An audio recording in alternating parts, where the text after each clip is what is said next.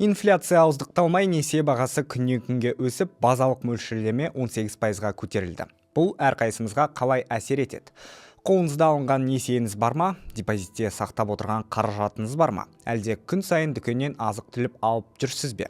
Ұлттық банктің осы шешімі алдағы уақытта сіздің әмияныңызды айналып өтпейді. Кей адамға бұл құрғақ ресми дерек болып көрінуі мүмкін, бірақ шын мәнінде бұл өте маңызды белгі.